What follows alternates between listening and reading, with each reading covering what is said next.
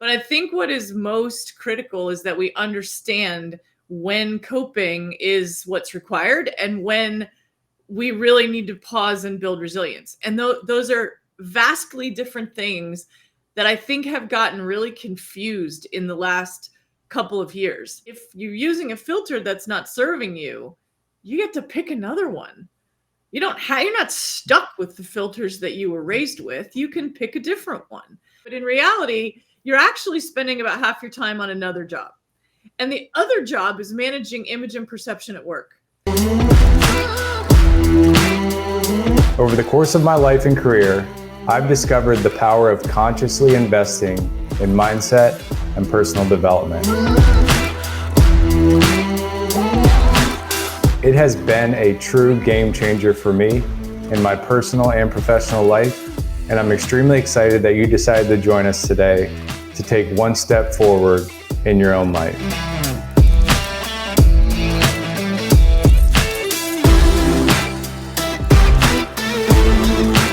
Most of my breakthroughs have come from one-on-one conversations. We created this show to bring you those unfiltered conversations each and every week.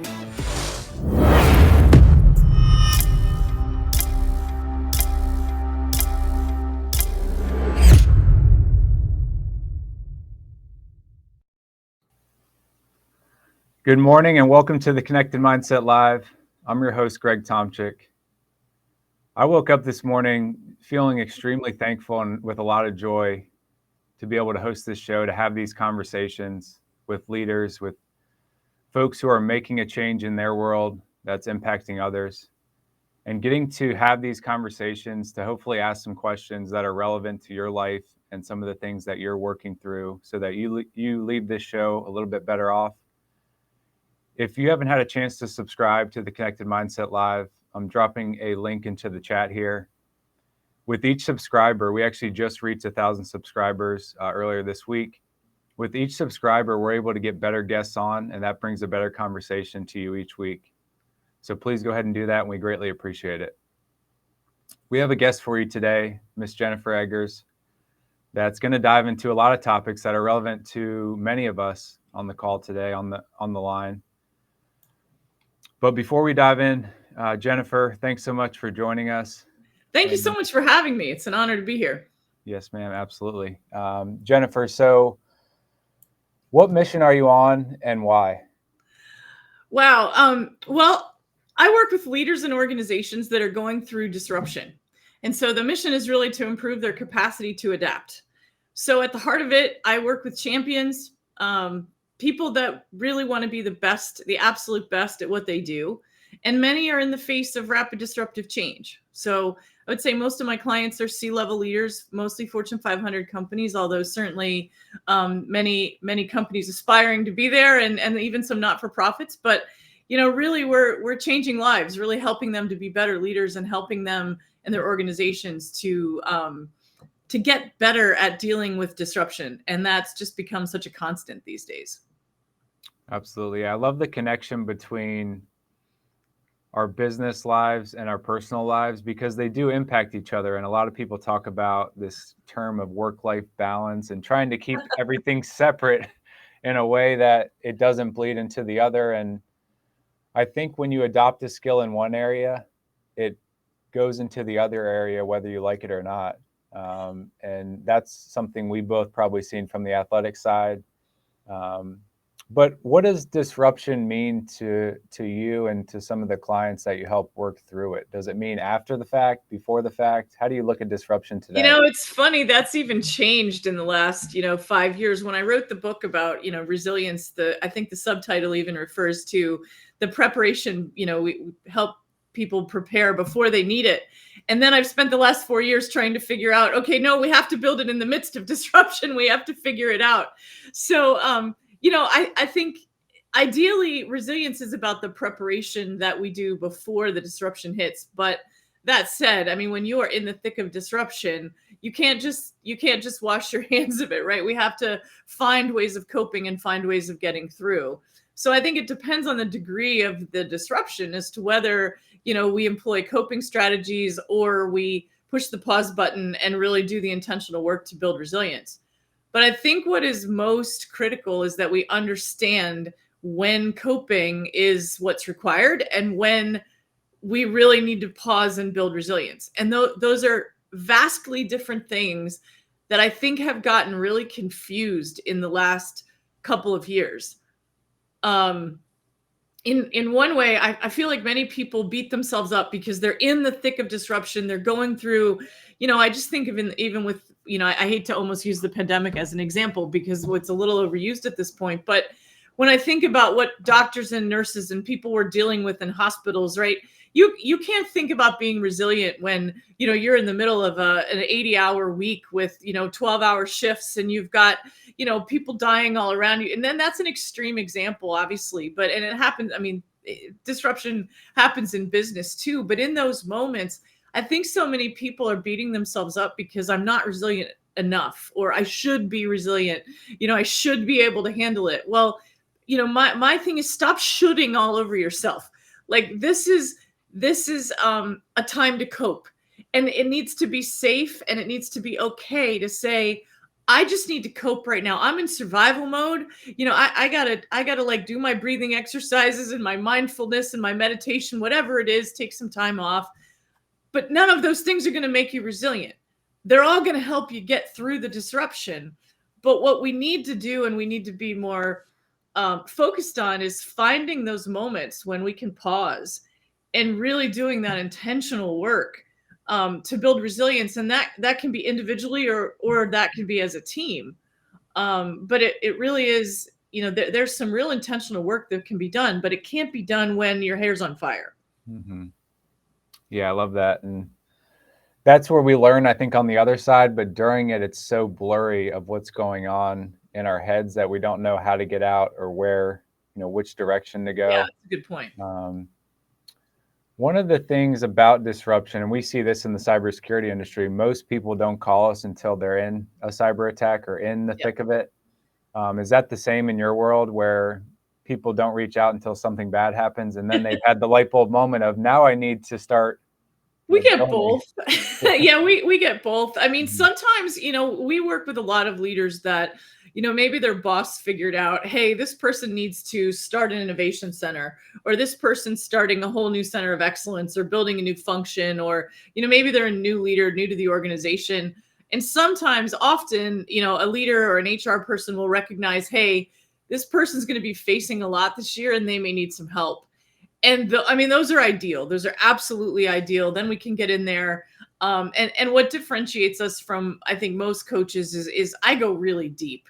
I mean, we don't ask, if I've done something 11 times, I'm not going to ask how you feel and ask you to reflect on it. I'm going to roll up my sleeves, I'm going to help you. I'm going to dive in and help you figure it out. So those are the ones that I love that are, that are really ideal. But there are certainly, I'm going to say about 40% of these situations are like the holy shit moment where, am I allowed to say that? Yeah. Where we're in trouble.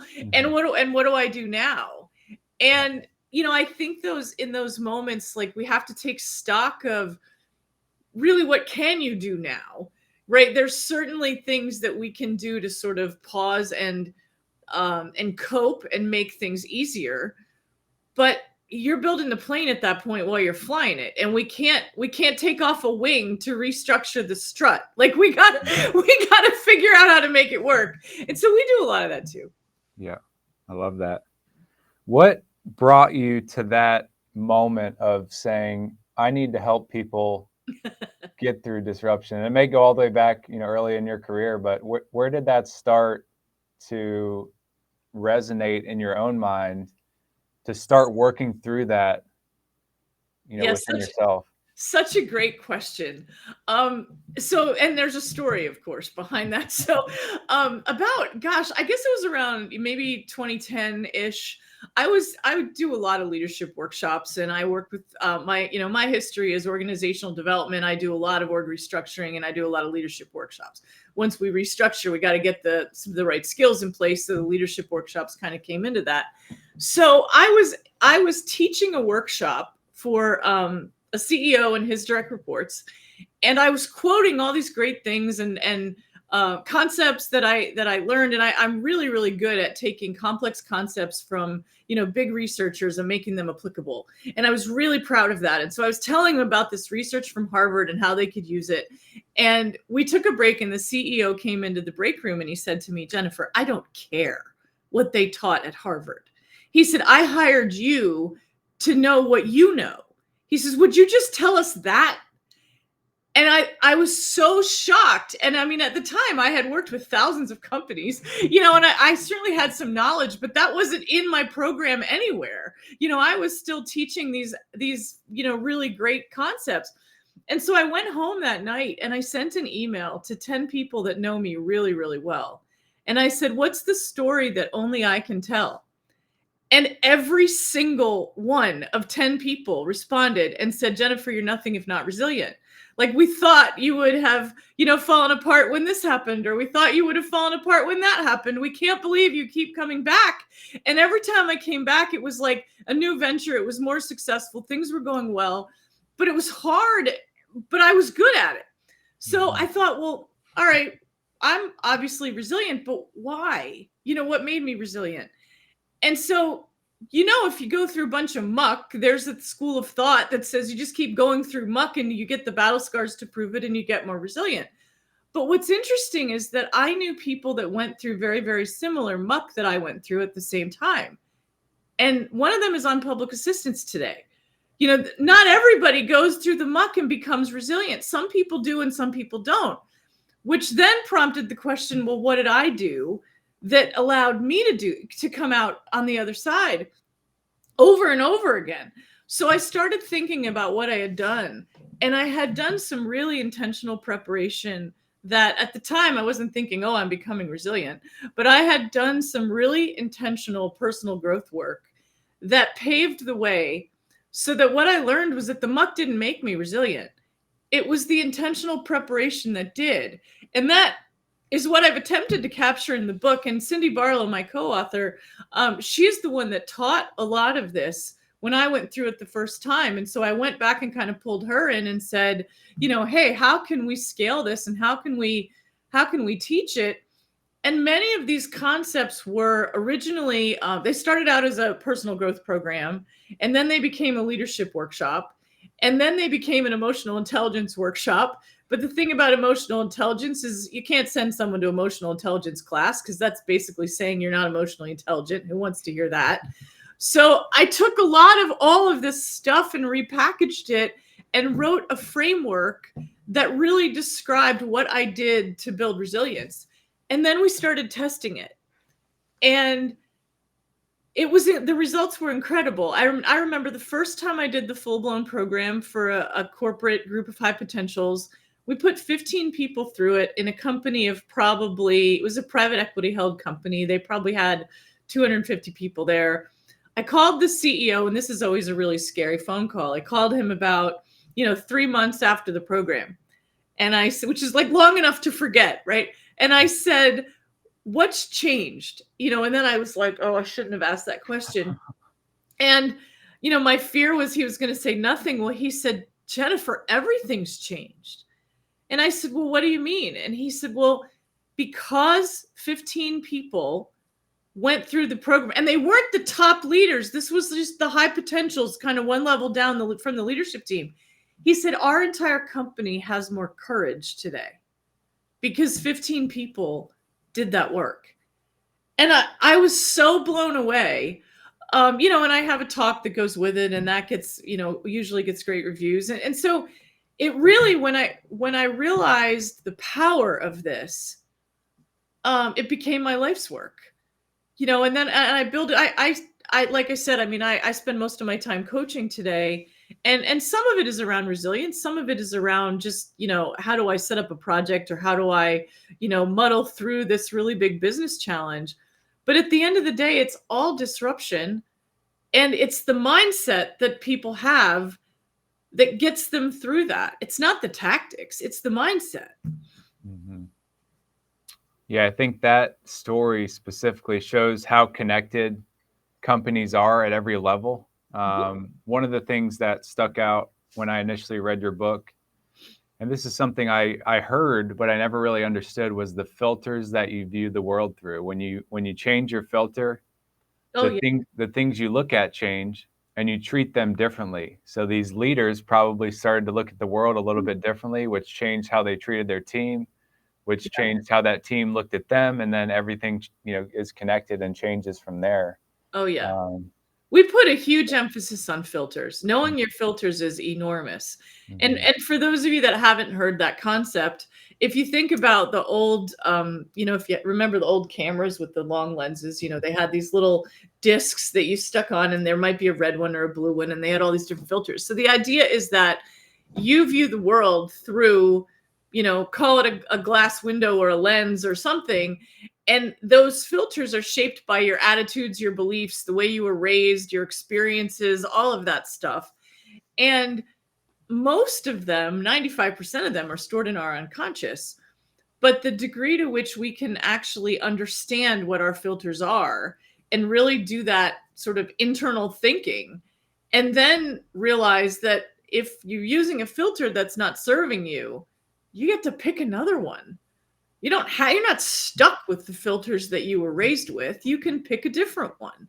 So it's kind of how fast can you recognize the filters and then choose another one if that one's not as effective. Mm-hmm. Yeah, how do we, and I think a lot of people are in this position, especially when they're trying to do something against the grain, is a lot of people around you haven't done that. So they say, oh, that's, difficult. And then it gets it in your mind so ingrained that you put yourself in a victim mindset where it's, I have this filter. I was raised this way. Right. My parents did this to me. My business partner did this to me. How do you see people shock that in their system and kind of like detox it, I guess you could say? Detox is a good word. I mean, and this speaks to, I want to just go back to something you said earlier. I mean, this speaks to exactly how who you are as a person shapes who you are as a leader. And that's what we're really trying to find out, is how do you get to, at the root of it, who are you as a person and how is that shaping you? So then the next question is it serving you? How's it working for you? If something's not working in your life or your business or your ability to lead, or you're not able to lead your team in a certain way, then we got to ask, what are you doing? Or what is it in your filters, frankly, that isn't serving you? And I think sometimes that's the big epiphany, is that, you don't realize necessarily how this is occurring. I mean, the example I like to use, and it's not my example, but it's an example that I think we used in the book, is that, if a woman was raised in a family with a very domineering father, and he dominated the conversation at the dinner table, it's kind of his way or the highway, and that's what you learned, right? That's your mindset around dealing with men. Well, all of a sudden you're in a boardroom with 15 powerful men. If you don't think that filter is going to shape the way you occur to them, you're highly mistaken, right? So then you have to say, okay, well, if that filter's not serving me, then how do I make a different choice of what are the filters I'm going to use in that situation? Not easy. This is wind in your face, hair on fire, really introspective, tough work to figure this stuff out. But if you've got some ineffective blockage, figuring it out will change your life. It'll change your personal life. It'll change your business life. There's no question. Yeah, this is so critical because oftentimes in business, we're meant to be the business person and to almost hide who we are as a person to some extent. We're supposed to stuff it down and not bring our emotions to the game or to the field or to the boardroom. But that's where a lot of the issues happen, because they're not even recognizing it, for one, and then two, they're stuffing it down, which makes things blow up, or people have intentions that aren't conducive to where the company's headed because they don't have the ability to talk about it or recognize it. When did you see that blend start to take place, like in the corporate model of this person may need to address something personally in order to bring themselves, their best self to the business world. Well, it's everybody. So first of all, I mean, it's not unique, right? But it's interesting. There's a book by Bob Keegan, who is a researcher at the Harvard School of Education, and he wrote a book called An Everyone Culture. And one of the things I love in this book is that he talks about how everyone, and his research really does say everyone, although I don't like to use superlatives, but he talks about how we're all doing two jobs at work. So you come to work to do the job that you're paid to do. You have all these issues you have to deal with, but in reality, you're actually spending about half your time on another job. And the other job is managing image and perception at work. So if you think about the cost of that, and companies spending, and he tries to quantify it, companies are spending billions of dollars paying people to manage image and perception at work. But here's the catch, is that when you need resilience, and maybe you haven't gone through the school of hard knocks, or maybe you have and you're one of those people that didn't become resilient. But resilience is like an extra tank, right? When you go driving in the desert, you bring an extra gas tank so that if you run out of gas, you've got it, you got it there. Resilience is the same thing. You're carrying around this extra tank of energy. So the idea is you've got a full tank of discretionary energy, so that when you're focused on these issues, this disruption that you've got to deal with, when you hit the bottom of your typical, like what you're willing to expend on a day, you've got this tank that you can tap into when you need it, and you've got a little extra discretionary energy.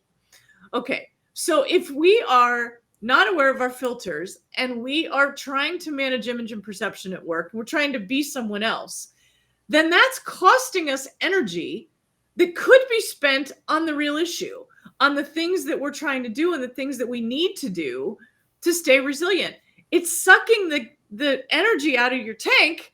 So now all of a sudden you're burned out because you don't have any more discretionary energy. But look at the energy you've wasted. Now, I will say, some of who we really are inside, and this notion of authenticity and all of that, I mean, some of that's probably better served for your comic routine or your therapist or whatever. We can't be all of who we are all the time, right? This requires a bit of judgment. But if we can figure out how to really be authentic in a way that works for others, so that we're not spending all our time trying to be someone we're not, then all of a sudden you get like half your energy back. And so, I mean, that's the really amazing part. So if we're aware of those filters and we know what's holding us back, then all of a sudden we can choose things that don't require so much energy to deliver. Mm-hmm. Yeah, energy management. And I love how you mentioned that quantification of managing image and perception. It's unbelievable. That is something I actually haven't heard people talk about in a tangible way. They know people are doing it, but they're almost ignoring it and saying, "Oh, they're working, like they're going towards the mission or objective." Maybe that's getting them closer to it, but it's not on the balance sheet, so it's not. Yeah, and it's funny. There's a lot of things that aren't on the balance sheet, right? We call those in the book. We call those derailers of resilience. Yeah. But I look at it as, you're either 100% focused on the real issue, whatever that is, or you're not. And so anything that's taking you away from the real issue is taking energy out of the tank and making you less resilient. It's derailing your ability to be effective. So things like, I'm on a special diet and I got to worry about where's my next, where am I going to find food, gluten-free food, or where am I going to find something to eat that, they're having a potluck, and am I going to be able to eat anything at lunch, right? Anything that is taking away, I got to deal with corporate politics. I've got to deal with some kind of power struggle based on, religion, race, whatever, whatever your, ERG group of choice is. But if I have to deal with some kind of power struggle, or I've got to deal with politics, or I'm being attacked in some way, or not being treated equally, or whatever it is, all that stuff takes away from your ability to be resilient. And it just takes energy that you no longer have. And so we as individuals have a tremendous amount of control over how we spend our energy. But but the more exciting part for me is we as leaders in corporations have a lot of control, and we can create environments that allow people to be their best and really use the energy that they have, in the most efficient way, if we create environments that are conducive to that. I love that. Yeah, the conscious creation of environments is, most of the time we just thought that the collective created it, and if it was toxic, you get rid of people, and then but that conscious creation and thinking, it's preparing before somebody's like, this is a toxic environment, I need to leave. Yeah. Having that environment where they can come to you and say, here's why it's toxic, here's potentially how we can improve it. A lot of the conversations I have from the cybersecurity side are with people who understand kind of financials and math. So I always came up with these equations, and I want to dive a little bit into the frameworks that you've developed and rolled out. But it's a simple equation of like assets minus liabilities equal X for them. Like that could be resilience, that could be equity, that could be a great culture, and just trying to focus on the things that increase your likelihood toward your goal versus decrease, and like trying to keep it very simple for them from the security side, but from the culture aspect. What have you seen in frameworks that you've developed? Like that's how I've tried to explain it to people in equations, because a lot of these people get math, but yeah. What type of frameworks have you developed, and what have you seen work from implementing those? Sure. I mean, I think the biggest one is our resilience framework. It's the LeaderShift resilience framework, and it can be used in a variety of ways. I mean, one is, you can actually use it as a model for how to build resilience. So the book is really an instruction manual for how, and it literally walks you through all the things an individual needs to do to become more resilient. All the thought processes, all the exercises are there. And then part two is, well, how do I take that then and apply it to my team? And the cool thing is that because the characteristics of resilient individuals are the same as resilient organizations, we can take the same framework, and once we build it individually, then we can turn around and apply it to the team.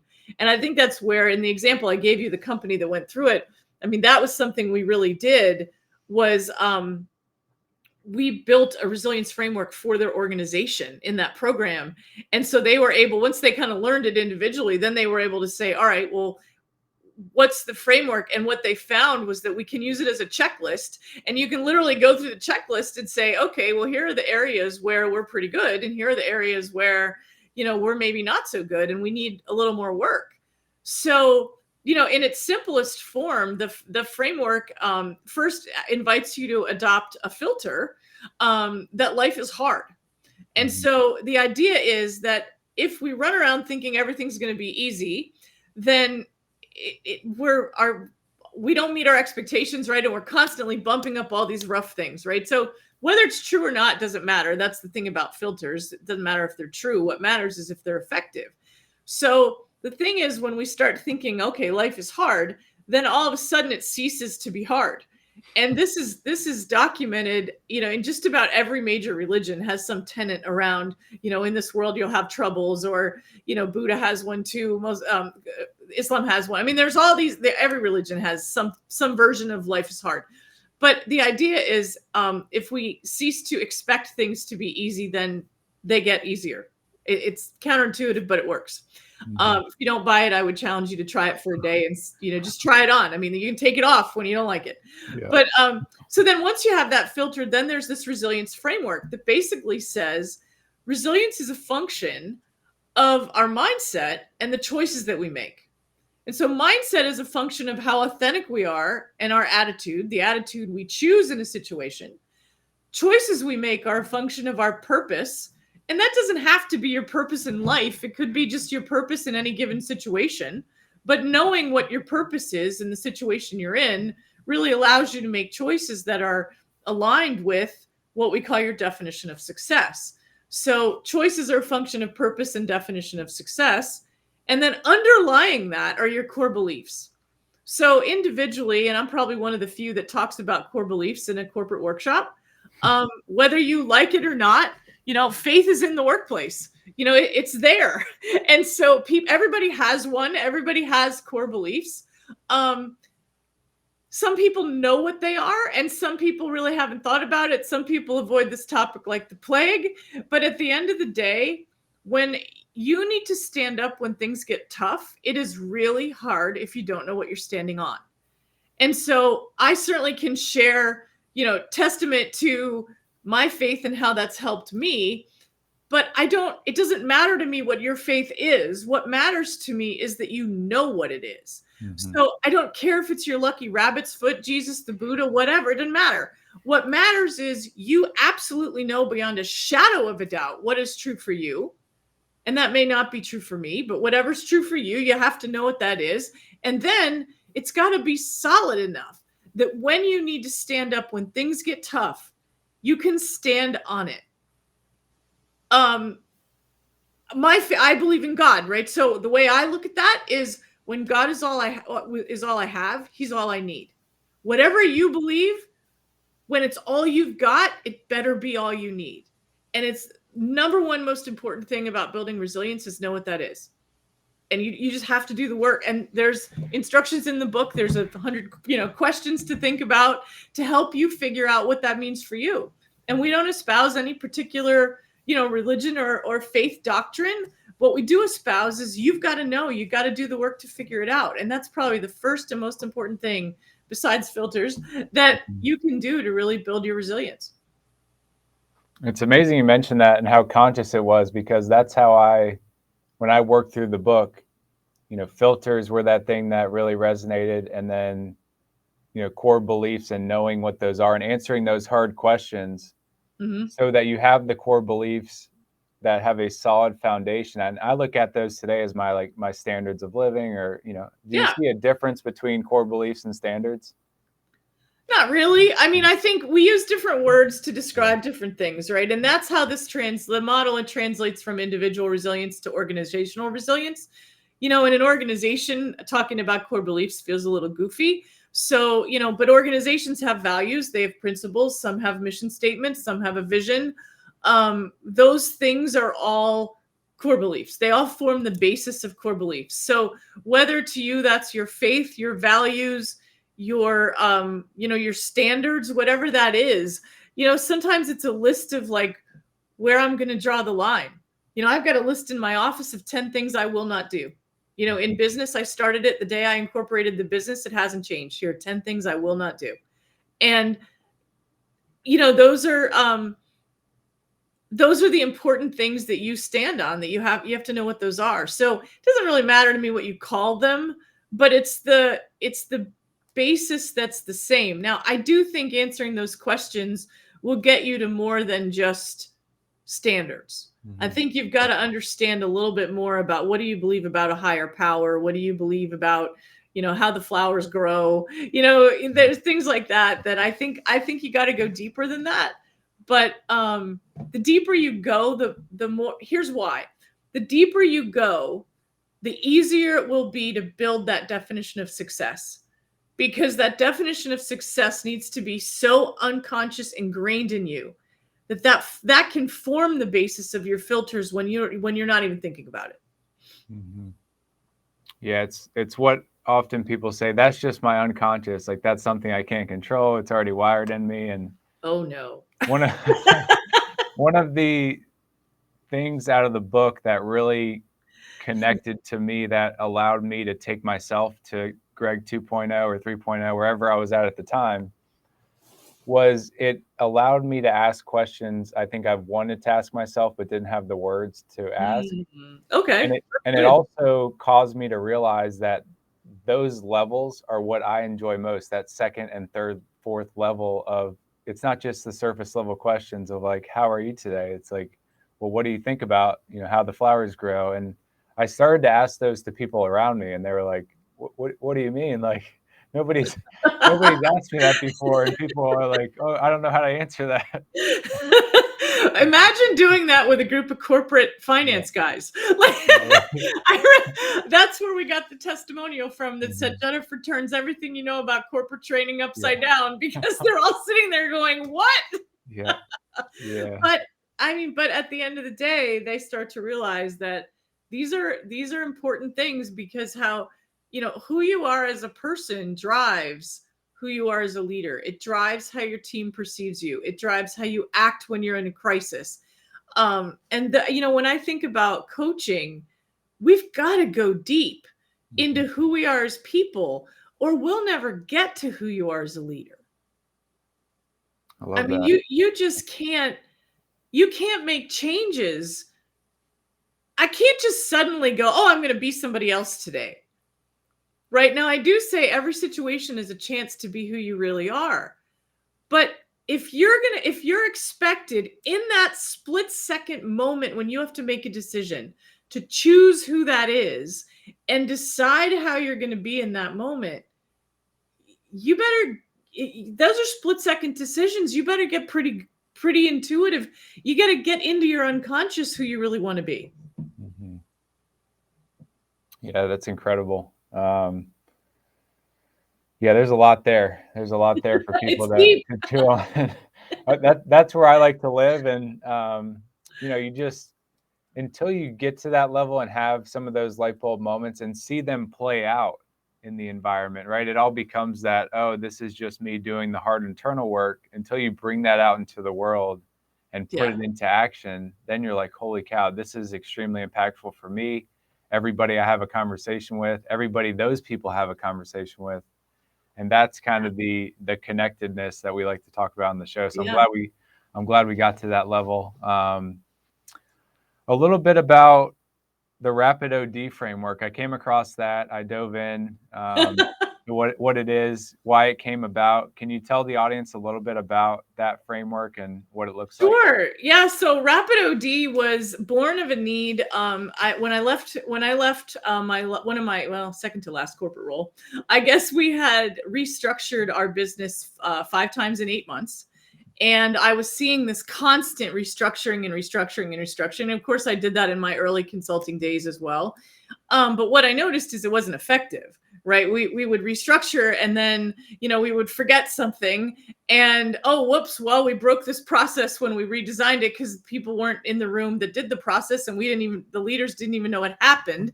And so we kept breaking things and then, we have to fix it. And so we'd restructure again. And it was just a ton of churn, a ton of disruption. There's nothing like going home in December, not knowing if you have a job in January. And that used to happen all the time. I think for 5 years at Bank of America, it happened to me. And I was like, this just isn't serving the business. These businesses are stalling because they can never get any traction. There has to be a better way to do this. So I looked back, my early, probably showing my age here, but my early IT days where, in IT consulting, they had the RAD, rapid application design, right? Where this was the first revolutionary at the time. Now it's ancient. But the idea was you bring the business people and the IT people in a room and we'd actually talk about what we needed, what the requirements were and what was possible. So that was, revolutionary at the time. But when we did org design, we were still restructuring with the HR person and the CEO in the back closet somewhere with the door closed. And then you'd get this new structure and you'd run around trying to sell it. Let's get buy-in. Well, I got news for you. If you're trying to sell something, it's probably not the right solution. So what I did, first of all, was hired a team to figure this thing out.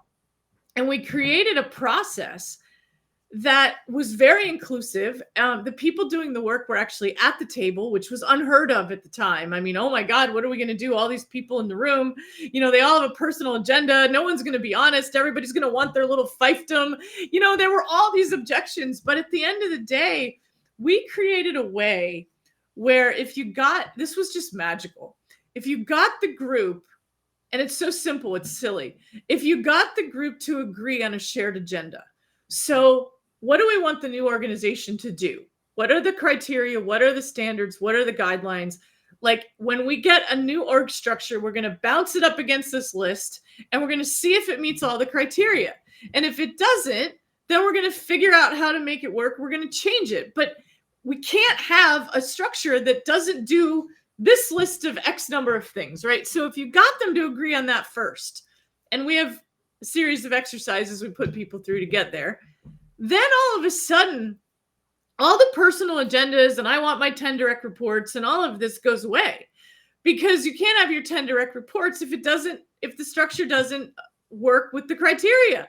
So if you get all the people in the room to align around the criteria, and then you get them to put their heads together and figure out how can we create something that not only works today, but will work as the organization grows and ebbs and flows without just bolting things on hither and yon, right? We want something that's actually scalable and sustainable.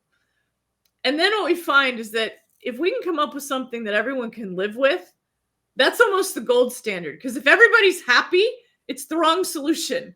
We've got to have something that that everyone can live with, and that really, and I don't mean everyone's happy, but usually what happens is someone's really happy and someone's not. If that happens, it's the wrong solution. It's got to be something everyone can make it work. And then we have a whole set of implementation tools that goes with that. So that was kind of the impetus for RapidOD. So then what we figured out was that, we did that for a couple of years and it was working really well, but we figured out there was this whole thing around organization strategy. And how do we make sure that we got this great structure, but how do I know that it drives strategy? So what RapidOD has evolved over the years, what it's become is a holistic soup to nuts, end-to-end process where we actually start with an organization strategy. So we make sure we got that solidified. Then we figure out what are the capabilities, organizational capabilities. What does the organization need to be able to do to drive that strategy? Now we look at those capabilities. We assess them and we say, okay, which of those we got them nailed? What are some other ones that, these are strategic advantage. We've got to have these capabilities to drive our strategy, but we're not doing so well today. Well, all of a sudden, those are a little higher heat, right? Those we got to deal with. Now, there are also capabilities that, payroll, for example. We can optimize the heck out of payroll, but we haven't driven a dime of revenue. So there's some capabilities that are like ticket to entry. We could probably outsource those. We kind of categorize these and assess them, figure out what to do with them. And then we think about structure. We also, at that point, you can think about talent. Who needs to own a capability to make sure that it's being optimized in the best way possible? It's sort of like once you get the capabilities, then we go in three directions: talent, structure, investments. So then we'll build an investment roadmap that says, all right, if we've got capability gaps that need to be closed, what kind of projects do we have going on that can close those gaps? Or do we need to add some things that can close those gaps? There's lots of other ways to think about capability gaps, but just in a short time. So RapidOD is sort of, it started as this org design process, and it really became this very holistic way to design and govern an organization. I love it. I love the design and govern, because a lot of people think those are way on the other sides of the world. It's like, let's just design it and then we'll govern it after it's built and ready to go. It doesn't work that way, because the thing is, once we have a capability model, so what we've learned is that a capability model is a phenomenal way to align everybody around what does the organization need to be able to do and where are our gaps.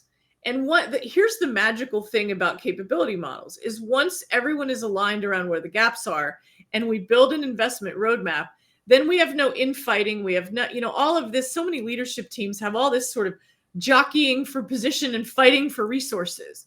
Well, if we all agree as a leadership team that we've got these 5 core capabilities and these 2 have gaps, and everything we do, we want to make the investments that are going to drive our strategy the farthest, the fastest. So if we align around that, there's no more infighting. We know exactly what we're spending money on. We know exactly why. We know exactly what we're going to focus on. And we deliver our strategy as efficiently and effectively as possible. And so that becomes the governance model, is how do we, keep reassessing these capabilities and make sure that we're really able to drive the strategy. And we've got to have the structure that's aligned in the best way possible to drive those capabilities as efficiently and effectively as possible. So it's sort of this nested set, very linear process that companies can use. And it starts with design, but if you don't govern towards it, it loses its power. Mm-hmm.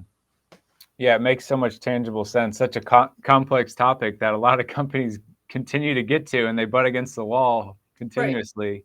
Absolutely. How do you guys get it to companies earlier on so that they design by default?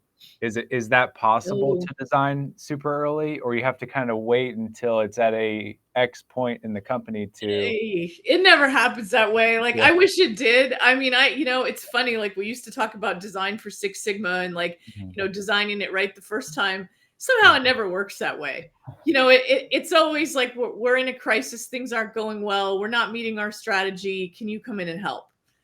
And mhm, usually it's either sometimes it's we don't know, we're building our new strategy, we don't know our strategy, and I'll come in at that point. That's actually kind of fun, but because then we can start with strategy and we kind of walk through the whole process. But I would say more often it's we've got a strategy but we're not achieving it, and we're not quite sure why. So mhm, I had one of those calls a couple weeks ago, and I was like, well, have you thought about the capabilities that the organization has to deliver to drive the strategy? Well, no, we just go, we just do stuff. Well, mhm, how do you know you're doing the right stuff? How do you know that your next investment is actually going to make some progress on where you need to get? And it's kind of like, oh, well, if you don't know, then, this is a perfect time to do this work.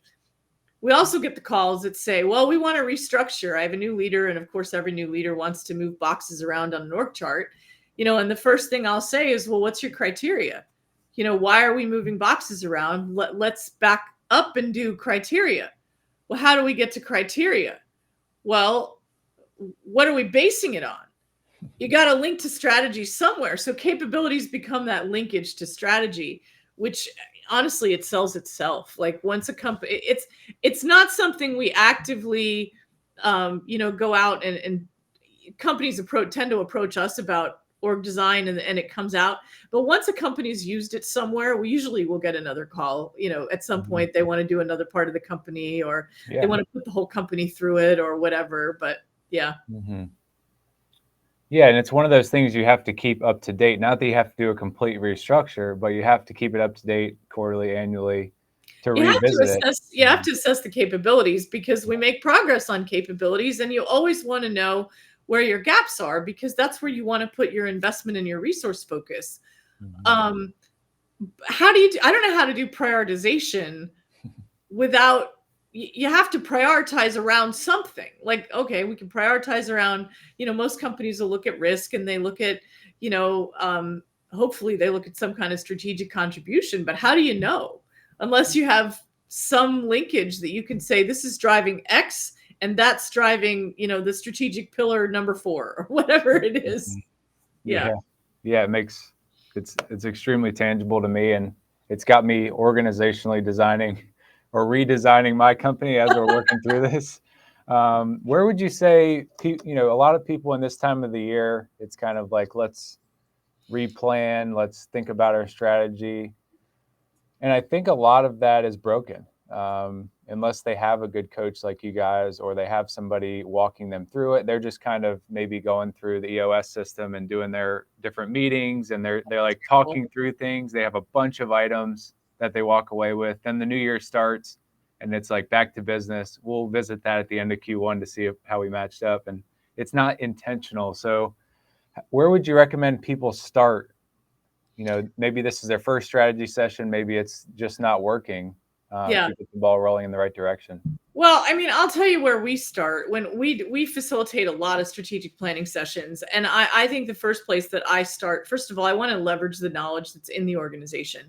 Sometimes you can bring in, a big think tank to give you some sense of, where you might compete in the market. I find that those end up usually on a binder on a shelf somewhere. I mean, I can't tell you how many companies I've worked for with, the Mercers and the McKinsey binders full of strategy that have never been implemented. And so what I like to do is get the people together, and a pretty expanded group, like, definitely a senior team, maybe even one level down, but get a pretty, 20 so people in a room. And let's really talk about what do we want to, you got to figure out a time horizon. So most companies will say, okay, 2 to 3 years, whatever. What do we want to be? what do we want? Who do we want to be? What do we want to be in the market? How do we want to be perceived? And we have a whole exercise that takes people through this, but it's basically, we've got to design our future state. And once we figure out, the future state, then it becomes, all right, well, if you, and this is the exercise that I like to do, is if you stand in the future, and let's imagine that you're now in your future state, right? You've achieved all you ever dreamed. What does it feel like? What are you seeing? What are you hearing? What's being written about you? All, really put yourself in that mindset, and then turn around and look back. And what had to happen right before you got there? And then right before that. And by thinking of these things backwards, it takes people out of this linear, kind of rote mechanical thinking that we're so, I'm going to say we're good at it because that's what we're taught. But I want to take you a little off balance. There's a guy by the name of Dan Thurman that talks about off balance on purpose. And I want to put people a little off balance on purpose to think backwards and think about what did they really achieve. And then if we think about that, and these get fun, these conversations are really fun. I had one team that said, oh, we want to have Lamborghinis for our company cars, and it was like, okay, but there's not all of this is going to stick when you're all done, but I want you to be creative and get out of the box. And then I want to translate that to tactics. That's where the real work begins, is to say, all right, now, we kind of know what we want, but how do we get there? And we're going to build those tactics now, from today forward. We're going to chunk them by, either quarter or year or whatever your time horizon is. And then that becomes your strategy. And then once we have strategy, then we can start talking about capabilities. Now, there are big companies out there, you can have some of the really big consulting firms come in and do this, and they'll take 12, 18 months, 12 consultants in a conference room, and they'll take up space and wander your hallways and talk to your boss about you, and you'll have this in a year for a couple $1 million. This is a project something that we do typically in 2 to 3 days. So this is a very quick, the way we do it, we involve enough people. We do not put consultants in a conference room. This is your leadership team. It's your fingerprints. I don't have the answer. And any consultant that doesn't. Like, trust me, I've been there. I've worked for those companies. I've worked with them. I've worked for them. I've hired them. They don't have the answer either, right? You probably know more at your leadership table than you'll ever need to know. And our job is to get that out of you. So we put people in a room and we do these things in, a couple of days, and so a couple of day sessions, and then maybe a couple weeks of work, but it's months, not years. And I might even argue it's weeks, depending on the client and depending on, their speed and their appetite for getting in a room and working on it. But the beauty of it is that by having that wrestling match with the leadership team, they really own it when they walk out. So what will happen when another firm does this is that they'll give you the binder, and then you go sell it. Now I got to socialize it, and I got to spend 6 months convincing everybody to buy in. When we do it, the leaders already bought in. They built it. There's nothing to buy. It's already theirs, right? So I think we've figured out, and this is kind of years of consulting experience on my part, both in and out of consulting firms, but really figuring out what works and how do we get stuff to be sticky that they will want to use. And I think that's, half the battle. Mm-hmm. Yeah, I love how you mentioned the wrestling match. And then one of the things that resonates with me at a deep level is the ability to put our ego aside. And I did this a few years back. Obviously, ego still comes up, but as a person that wants to see other people do well, as a therapist, as a coach, as a leader, you have to be able, you have to recognize that the answer is probably within them, that you don't always have all the answers. It's the always. Same. Yeah. It's so funny. This is hilarious. I had a strat planning firm hired me many years ago. And they had built a big strategy for a big insurance company, and they wanted me to come in and do the org structure. And so, I came in and they gave me this junior consultant to kind of, he was like my helper. So he's following me around, and I go meet with the CEO, and we're sitting there and the CEO says to me, well, so just tell me, what it's going to look like at the end. Like, tell me what it's going to look like. And I said, well, I don't have any idea what it's going to look like. I said, we have a set of tools and processes that I'm going to take you through and you're going to design it. And he said, oh, no, come on. Like, you've been doing this long enough. I mean, you know what it's going to look like. And I said, no, I really, truly don't know what it's going to look like. And if I did, you shouldn't hire me, because what has to happen is this has to work for you. It can't be something that comes out of a binder on my shelf. It has to be something that works for you. And together, we've got a process, but together we're going to build it. And the CEO was kind of mesmerized. He said, wow, okay. And so he started to trust me. And I think he really felt like I was the first one that had been honest with him. And we left the room, and the junior consultant said to me, he pulled me into like a closed office and just shut the door and said, Jennifer, you can't say that. You can't say that. And I said, say what? And he said, well, you're going to get in trouble. He says, you can't say you don't know. He goes, you never ask a question as a consultant. You never ask a question that you don't know the answer to. He said, you're not allowed to say you don't know. He said, if somebody hears you, you're going to get in trouble. And I looked at him and I just started to laugh. And I said, I'll tell you what. I said, you're going to learn a totally different philosophy on that. I said, stick around and you tell me in 6 months which you like better. And he said, but they're going to fire you. I said, oh, no, they won't. and the funny thing is that the firm I was working for, that's what they taught their people, is that you were never allowed to say you don't know. You were never allowed to admit that. You couldn't ask a question you hadn't already done the research for. And I thought, what kind of crap is this? And so that's the first thing my clients learn about me, is that I will always tell you when I don't know. Now, if I have the answer, you're going to hear the answer. But if I don't know, I mean, I usually know where to get it or how to get it. And we pride ourselves on the tools that get the best thinking out of the people in the client company. But gosh, if I were to say I knew all the answers, I'd really be lying. But that's what happens. You've seen 99% of the time. And talk about nervous system disruption when you have to come up with an answer. Can you imagine? That you don't know. Can you imagine? I mean, that poor kid is going to live with a constant state of stress because he thinks he has to know all the answers. Yeah. But I will say the first time I encountered someone, I was in a training class, and I remember the woman teaching the class. I'll never forget. It was Scotia Rice.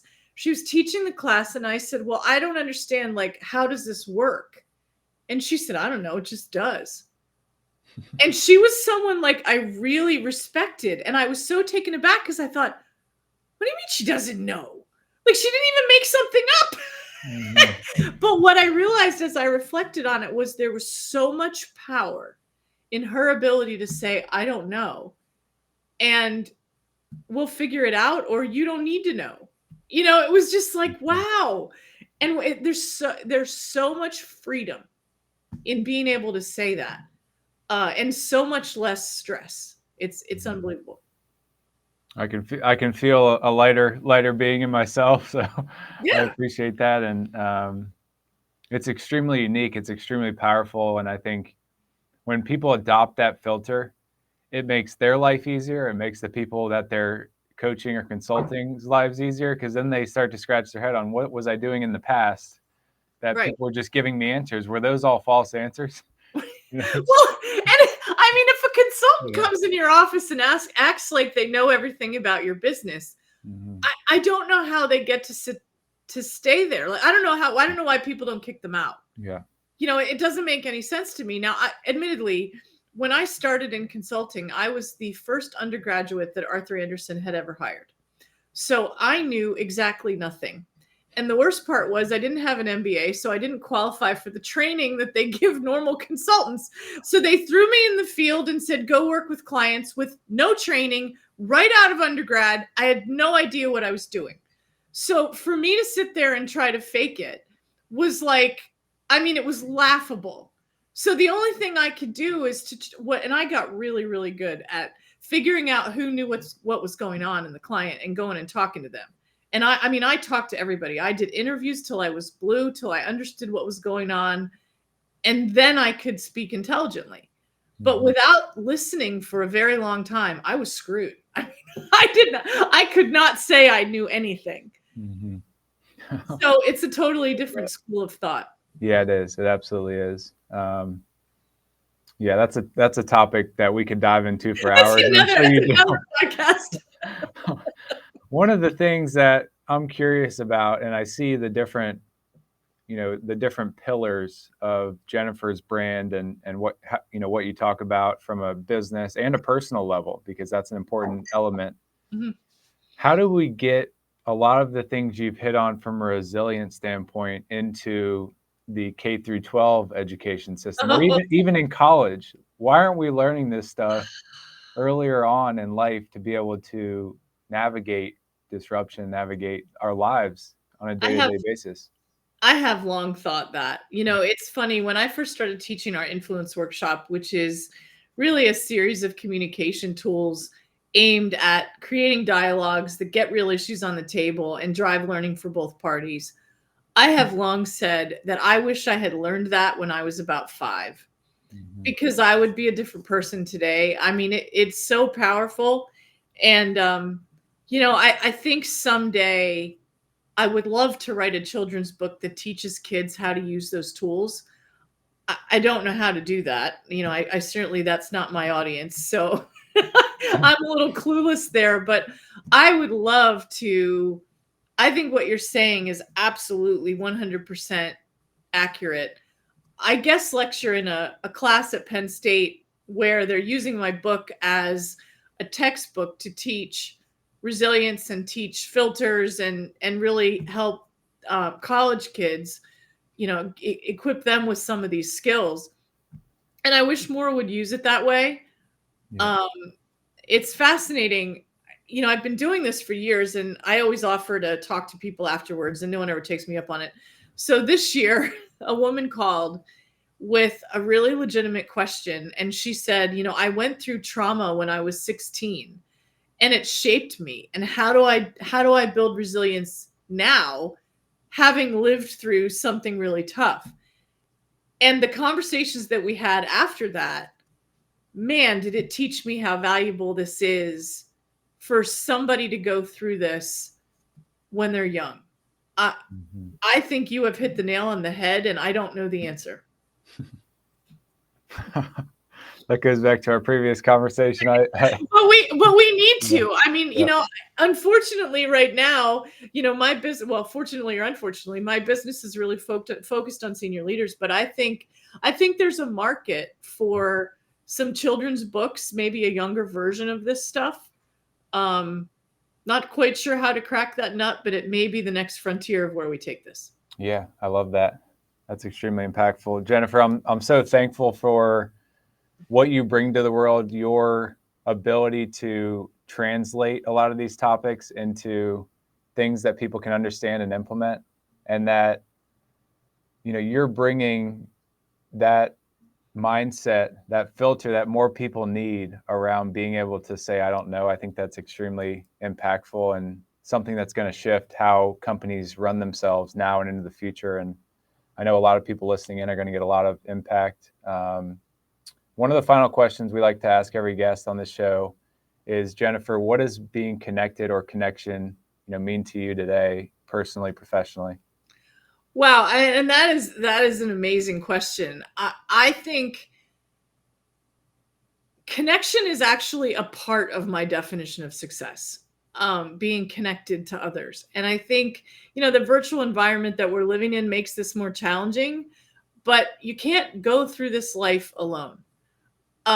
Connected to me is an enormous contact list of people that when I don't know, I've got people I can call.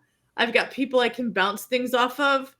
I've got people I can bring in as partners that are experts at what they do when I'm not. And I think that network that you build, which I was terrible at that for many, many years. I never, completely underestimated the need to network. But honestly, being connected today is the difference between being promoted or not promoted. And it is for many of my clients. So I think building those connections and building those networks that we have is probably one of the single most important things that you can do, not just for your ability to be resilient, but for your life and for your career and for, anything that you need, to know you're not alone and have advocates and build advocates and sponsorship, because that's what gets you promoted. Those are critical. Mm-hmm. Absolutely Love critical. It. Jennifer, thanks so much for your time and joining us today. It's been a pleasure. Thank you. I greatly enjoyed the conversation. Thank you so much for all your questions. I really appreciate it. It's been an honor to be on the show.